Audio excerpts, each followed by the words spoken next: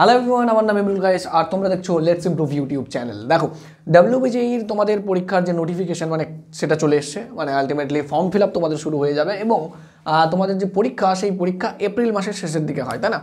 তো যদি দেখা যায় তোমাদের কাছে জানুয়ারি, ফেব্রুয়ারি, মার্চ অ্যান্ড এপ্রিল মাস, তোমাদের কাছে 4 মাস সময় আছে, একটু বেশি সময় আছে। তো এই 4 মাসের একটু বেশি সময় বা 4 মাস সময়ে কি ডব্লিউবিজেইতে ঠিকঠাক স্কোর করার জন্য ম্যাথমেটিক্সে যেটা 100 মার্কের পরীক্ষা হয় সেখানে যদি 50 বা 60 মার্ক পাওয়া হয় সেটাকে ভালো মার্ক মনে করা হয়। এবার তুমি কি এই 4 মাস প্রিপারেশানে এই 50 বা 50-এর বেশি মার্ক পেতে পারো? ডেফিনেটলি পেতে পারো।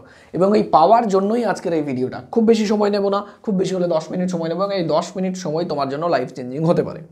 দেখো, তো আজকের আলোচনার বিষয় এটাই যে এমন কি করব আগামী 4 মাসে যেটা বাস্তবসম্মত। দেখো, আমি তোমাকে টোটাল বই পড়তে বললে তুমি 4 মাসে পড়তে পারবে না, কারণ 11-এর পার্টটা আছে, 12-এর পার্টটা আছে এবং উচ্চ মাধ্যমিকে যা আছে তার থেকে একটু এক্সট্রাই পড়তে হয়, তাই না? তো 4 মাস সময়ে কতটুকু পড়বো বা 4 মাস সময়ে আমি কি করব, যেই সময়ে বা যেই স্ট্র্যাটেজি ফলো করলে আমার কিন্তু 50+ স্কোর চলে আসবে। আর আমি ম্যাথমেটিক্সে 50+ স্কোর মানে ভালো স্কোর, ঠিক আছে? ডব্লিউবিজেইতে এই 4 মাসে তুমি 50+ বেশি স্কোর করতে গেলে হয়তো পারবে, কিছুই করতে পারবে না এরকম, কারণ সব টার্গেট করলে এখন আর হয়ে উঠবে না। তাহলে আমি পড়বো কী কী? তো সবার প্রথমে দেখো, আমি দুটো জিনিস তোমাদের বলবো, যে দুটো তোমাদের করতে হবে। সবার প্রথমে তোমাদের কাছে PYQs রেডি থাকা উচিত। What is PYQs? Previous year questions. যে কোনো চ্যাপ্টারের PYQs সবার প্রথমে দেখবো। দুটো কাজ মাত্র করতে বলছি তোমাকে। সবার প্রথমে কাজ নম্বর 1, সেটা হচ্ছে সবার প্রথমে তুমি ধরো একটা চ্যাপ্টার পড়ছো, যে চ্যাপ্টারটার নাম কমপ্লেক্স নাম্বার। কথার কথা, সেই কমপ্লেক্স নাম্বার চ্যাপ্টারটা পড়ছো, সবার প্রথমেই তুমি কিন্তু কমপ্লেক্স নাম্বার চ্যাপ্টারটা পড়বে না, কারণ এখন তুমি ক্লাস 12-এ পড়ছো বা ড্রপার আছো, তার মানে এখন তুমি কমপ্লেক্স নাম্বার সম্পর্কে আইডিয়া তোমার আছে, এটা না যে তুমি কমপ্লেক্স নাম্বার সম্পর্কে কিছুই জানো না, তাহলে তুমি বেকার ডব্লিউবিজেই পরীক্ষা দিয়ে তোমার কোনো লাভ নেই, ঠিক আছে? তার মানে তোমার প্রত্যেকটা চ্যাপ্টার সম্পর্কে ক্লাস 11 এবং ক্লাস 12-এর সম্পর্কে একটা বেসিক আইডিয়া তো আছেই। তার মানে তুমি জানো কমপ্লেক্স নাম্বার কী জিনিস, বা ফাংশন পড়ছো, তুমি জানো ফাংশন কী জিনিস, কীরকম টাইপের মোটামুটি ফাংশন হয়, এটা একটা ধারণা আছে। হয়তো খুব ভালোভাবে জানো না, যার জন্যই পড়তে চাইছো।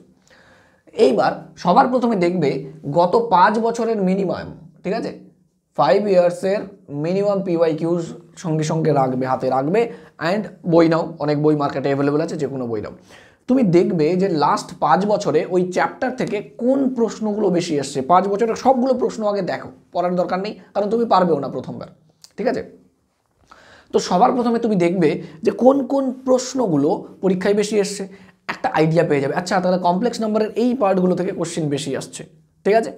ধরো কমপ্লেক্স নাম্বারের স্কোয়ার রুট বের করা, সেখান থেকে প্রশ্ন আসছে। বা কথার কথা আমি বলি, ধরো কমপ্লেক্স নাম্বারের যে কিউব রুট অফ ইউনিটি পার্টটা, ওমেগার ডিফারেন্ট ডিফারেন্ট কম্বিনেশন দিয়ে কোশ্চেন দিচ্ছে তোমাদের, সেটা একটা আইডিয়া হয়ে যাবে। যার ফলে হবে কি, এইবার তুমি যখন চ্যাপ্টারটা পড়া শুরু করবে, যখন ওই স্পেশাল টপিকটা পড়বে, তখন কিন্তু তুমি একদম স্পেশালি অ্যালার্ট হয়ে যাবে, ওই টপিকটা আরও ভালো করে পড়বে যখন দেখতে পাবে, ঠিক আছে? ধরো একটা কোয়াড্রেটিক ইকুয়েশন চ্যাপ্টার পড়ছো বা লিমিট চ্যাপ্টার পড়ছো, কথার কথা, ধরো লিমিট পড়ছো। এবার লিমিট খুব একটা ইম্পর্টেন্ট চ্যাপ্টার, আমরা জানি ডব্লিউবিজেইর জন্য। এবার লিমিট পড়তে গিয়ে দেখছো যে বেসিক যে লিমিটগুলো ক্লাস 11 ক্লাস 12-এ আসছে, মানে ক্লাস 12-এ ক্লাস 11-এ যেগুলো ছিল, সেই লিমিটগুলো তুলনামূলক পরীক্ষায় দেয় না। কোনগুলো দিচ্ছে দেখবে 0/0 টাইপের, ইনফিনিটি বাই ইনফিনিটি টাইপের, 1⁻∞ টাইপের। এই যে লিমিটগুলো পরীক্ষায় বেশি দেয়। তাহলে তোমাকে এই লিমিটগুলো বেশি প্র্যাকটিস করতে হবে। ক্লাস 11 বা ক্লাস 12-এর লিমিট প্র্যাকটিস করে তোমাকে লাভ নেই। সেটা তুমি বুঝবে কী করে? সেটা তুমি একমাত্র PYQs দেখেই বুঝবে গত 5 বছরের কোশ্চেনের প্যাটার্ন কী ছিল, কোন ধরনের প্রশ্ন তোমাকে বেশি জিজ্ঞেস করা হচ্ছে। যখনই তুমি পেয়ে যাবে প্যাটার্ন, ব্যাস এইবার তুমি চ্যাপ্টারটা পড়তে শুরু করবে। তাহলে হবে কি, একটা চ্যাপ্টারটা সম্পর্কে একটা আইডিয়া হয়ে গেল যে কোন জায়গার থেকে বেশি প্রশ্ন করা হয়, সেই জায়গাটা ডিপলি পড়বো। এবং দ্বিতীয় টপিকটা হচ্ছে এটাই।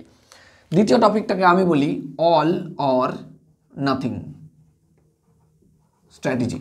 অল অর নাথিং স্ট্র্যাটেজি ব্যাপারটা কি, তোমার কাছে সময় আছে 4 মাস। 4 মাসে তুমি যদি সব চ্যাপ্টার পড়তে শুরু করো, তাহলে ক্লাস 11-এ মোটামুটিভাবে দেখতে গেলে 30 থেকে 32 খানা চ্যাপ্টার, ক্লাস 12-এ ওরকম মানে মোটামুটি 60 থেকে 65 খানা চ্যাপ্টার আছে, যেটা তুমি যদি পড়তে যাও হয়ে উঠবে না, সম্ভবই না। তাহলে তোমাকে কি করতে হবে? তাহলে তোমাকে এমন চ্যাপ্টার বেছে নিতে হবে যেই চ্যাপ্টারের হাই ওয়েটেজ আছে, পরীক্ষায় কোশ্চেন আসে, অনেক প্রশ্ন আসে, এবং যেই চ্যাপ্টারগুলো বেছে নিচ্ছ সেই চ্যাপ্টারের সব কিছু তোমাকে পড়তে হবে, এভরিথিং সেই চ্যাপ্টারের। PYQs থেকে শুরু করে লাস্ট 10 বছরের PYQ টার্গেট করতে হয়। লাস্ট 10 বছরের PYQ চ্যাপ্টারটা সম্পর্কে ডিপ কনসেপ্ট তৈরি করতে হবে। যেই চ্যাপ্টারটা তুমি পড়ছো না, সেই চ্যাপ্টারটা তুমি দেখবেও না, নাথিং। তার মানে যেখান থেকে পড়ছো সব পড়ছো, যেখান থেকে পড়ছো না একদম পড়বে না। যার ফলে লাভটা কী হবে দেখবে। ধরো তুমি একটা এক্সাম্পল দিচ্ছি, প্রবাবিলিটি পড়োনি, ঠিক আছে? প্রবাবিলিটি তোমাকে 11-12-এ কঠিন লাগতো, তোমার মনে হয়েছে না প্রবাবিলিটিতে খুব বেশি প্রশ্ন আসে না, মানে তুলনামূলকভাবে আমি বলছি। তো যেহেতু প্রবাবিলিটি তোমার 11 আর 12-এর ভিত্তিটা দুর্বল ছিল, তোমার মনে হয়েছে যে না তুমি আগামী 4 মাসে মানে হয়তো তুমি প্রবাবিলিটি কভার করতে পারবে না, পড়োনি। যার ফলে কী হবে, পরীক্ষায় যখন তুমি প্রবাবিলিটির কোশ্চেন দেখবে, দেখা মাত্র তুমি বুঝে যাবে আচ্ছা এই কোশ্চেন তো প্রবাবিলিটির কোশ্চেন, দেখেই পড়ে মনে হচ্ছে, তাহলে এটা আমি পারবো না, ওই কোশ্চেনটা তুমি কিন্তু স্কিপ করে যাবে, ঠিক আছে? স্কিপ করে পরের কোশ্চেনে চলে যাবে, তাহলে কিন্তু তোমার সময় কিন্তু নষ্ট হবে না। যদি তুমি প্রবাবিলিটি হাফ হাফ পড়তে মোটামুটি পড়েছো, ধরো সব পড়তে গিয়ে যেটা হয় আর কি, তুমি সব পড়েছো, সব পড়ার সময় তোমার প্রবাবিলিটি পড়েছো, এইবার তুমি যখন দেখবে প্রবাবিলিটির প্রশ্নটা, তুমি কিন্তু ট্রাই করার চেষ্টা করো, আচ্ছা দেখি তো পারি কিনা, অ্যান্ড ট্রাই করতে যাবে, হয় ভুল করবে না হলে সময় নষ্ট করবে, অনেক সময় ভুল করবে প্লাস সময় নষ্ট করবে, তাহলে তোমার সময়টাও গেল অ্যান্ড তুমি ভুলও করলে, তার মানে তুমি নেগেটিভও খেয়ে গেলে, ঠিক আছে? কারণ তুমি জানো যে ম্যাথামেটিক্সে যে 75টা কোশ্চেন থাকে তার মধ্যে 70টা কোশ্চেনে নেগেটিভ মার্কিং থাকে, 5টা কোশ্চেনে থাকে না, সেটা আলাদা, বাট 70টা কোশ্চেনে নেগেটিভ মার্কিং থাকে, তার মানে তুমি সময়টা নষ্ট করে দেবে। 75টা কোশ্চেনের জন্য 2 ঘন্টা সময় দিচ্ছে, খুব সময় একটা ক্রুশিয়াল টাইম প্লে করে এখানে। এই জন্য যেই চ্যাপ্টার থেকে তোমাকে পড়তে হবে সবই পড়তে হবে, যত ধরনের ট্রিকি কোশ্চেন, যত ধরনের পারমুটেশন কম্বিনেশনের কোশ্চেন হতে পারে ওই চ্যাপ্টার থেকে সব পড়ে নিতে হবে। এবং ধরো তোমার চ্যাপ্টার আছে টোটাল 60, মানে 11 আর 12-এ 60 থেকে 65খানা চ্যাপ্টার, তুমি 20খানা চ্যাপ্টার সিলেক্ট করেছো এবং এত ভালো করে পড়েছো যে তুমি ওইখান থেকে প্রশ্ন দিলে পারবেই পারবে এইভাবে। এই জন্য তোমাকে কিন্তু খুব স্মার্টলি সিলেক্ট করতে হবে যে এক্স্যাক্টলি কোন চ্যাপ্টারগুলো পড়লে তোমার নাম্বারও বেশি আসবে অ্যান্ড তোমার পারার চান্সও বেশি হবে। সেটার জন্য আমি কিছু চ্যাপ্টার্স লিখেছি, যেটা তোমাদের টোটাল 11 আর 12-এর পার্টটাকে ভাগ করতে গেলে মোটামুটিভাবে আমরা এই কটা পার্টে ভাগ করতে পারি। যার মধ্যে সবার প্রথমেই তোমাকে যেটা ইগনোর করা উচিত সেটা হচ্ছে ট্রিকোনোমেট্রি অ্যান্ড ইনভার্স ট্রিকোনোমেট্রি। ডাব্লিউবিজে এর জন্য খুব বেশি ওয়েটেজ নেই এখানে, ঠিক আছে? ডাব্লিউবিজে এর জন্য তুমি যদি দেখো ট্রিকোনোমেট্রি থেকে একটা প্রশ্ন, ইনভার্স ট্রিকোনোমেট্রি থেকে একটা প্রশ্ন, বা দুটো মিলে দুটো প্রশ্ন বা 3টে প্রশ্ন দেবে।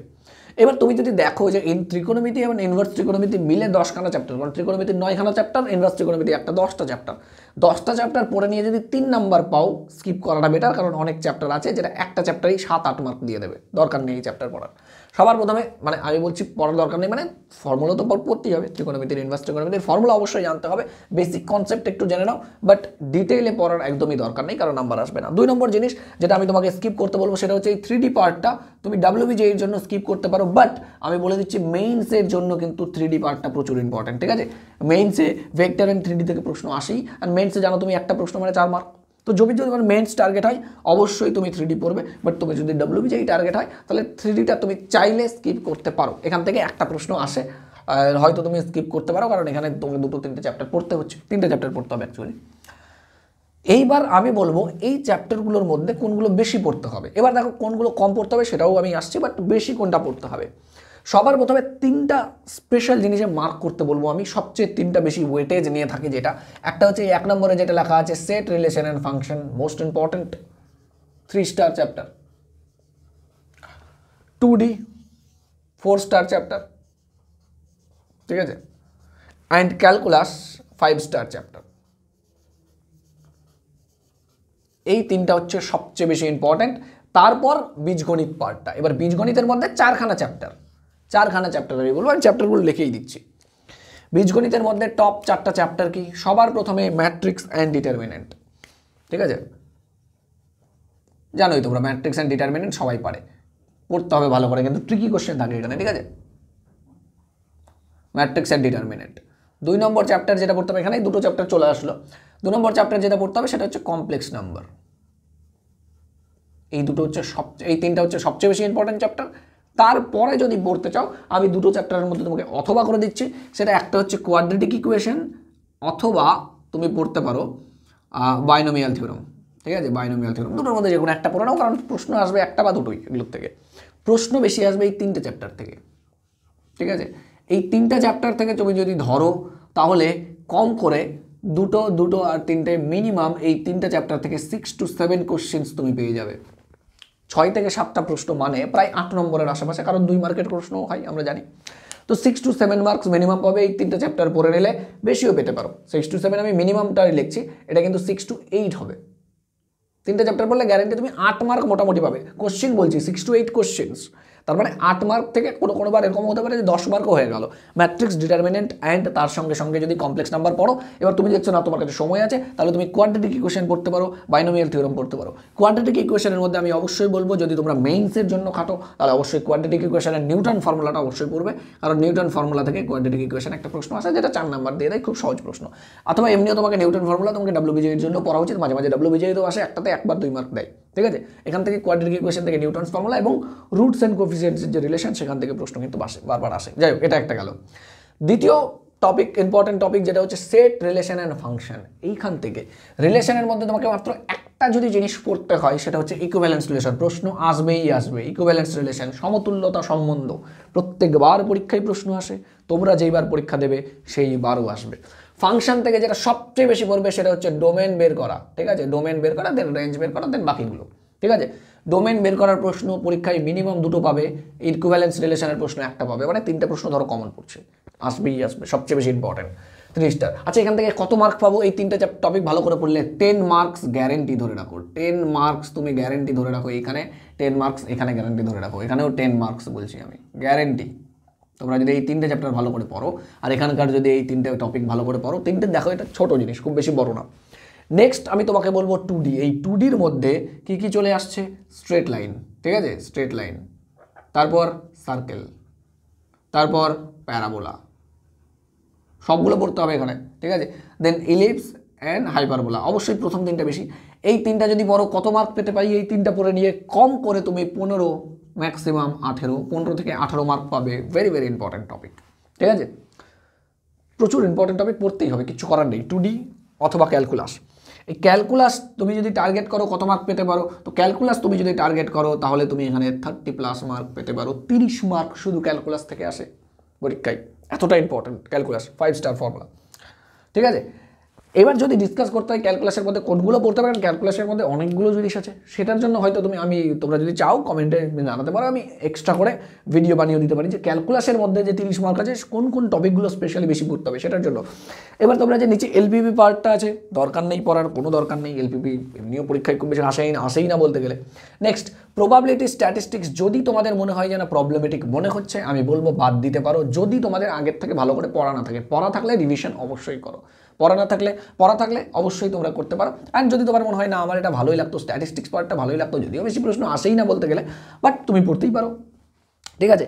প্রবাবিলিটি, পারমুটেশন, কম্বিনেশন, এগুলো মিলিয়ে দিলে টোটাল ধরো প্রবাবিলিটি, পারমুটেশন, কম্বিনেশন, স্ট্যাটিস্টিক্স মিলে 6 নাম্বার 7 মার্কস আসতে পারে, এই টোটাল সবগুলো মিলে। দেন আমি অবশ্যই তোমাকে বলবো ভেক্টর পড়ো, যদিও ভেক্টর থেকে বেশি প্রশ্ন আসে না, ভেক্টর থেকে 2 মার্ক কিন্তু পরীক্ষায় আসবে, ঠিক আছে। তাও ভেক্টর খুব একটা কঠিন টপিক না, 2 মার্ক তুমি পাবে।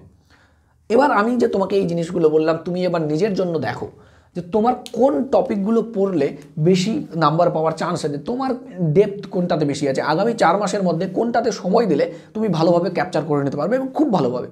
কী কী করতে হবে যেটা আমি তোমাকে বলছি, ডিপ কনসেপ্ট কিন্তু তোমাকে নিতেই হবে।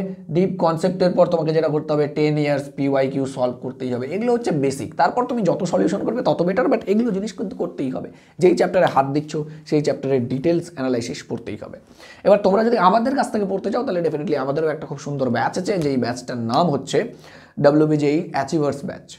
এই ব্যাচের মাধ্যমে তোমরা লেটস ইমপ্রুভ অ্যাপ ডাউনলোড করে নিয়ে সেখানে কিন্তু পড়তে পারো। সেখানে আমাদের ব্যাচ চলছে অলরেডি, সেই ব্যাচে কিন্তু অলরেডি এনরোল হতে পারো। এবং এখন তো যেহেতু ব্যাচটা অনেক দিন হয়ে গেল আমাদের লঞ্চ হওয়া, এখন অনেক ডিসকাউন্টেড প্রাইসেও কিন্তু তোমরা পেয়ে যাবে, যেখানে রেকর্ডেড লাইভ মক টেস্ট সব কিছু পাবে তোমরা, ঠিক আছে। সেখানে জয়েন হলে অবশ্যই হতে পারো। অ্যান্ড যেটা তোমাদের বললাম, তুমি সবার প্রথমে দেখো যে তোমার কোন জায়গাটা তুমি যদি সময় দাও তোমার ভালো নাম্বার আসবে। নাম্বার তোমাদের সামনে ক্লোজ করলাম। যদি তোমরা বলো যে ক্যালকুলেশনের মধ্যে কোন টপিকটা বেশি দরকার, কোন জায়গাটা বেশি পড়তে হবে, সেটা তুমি কমেন্ট করে জানাতে পারো, আমি অবশ্যই তোমাদের ডিটেলে জানিয়ে দিতে পারি, ঠিক আছে। চলো দেখা হচ্ছে নেক্সট ক্লাসে।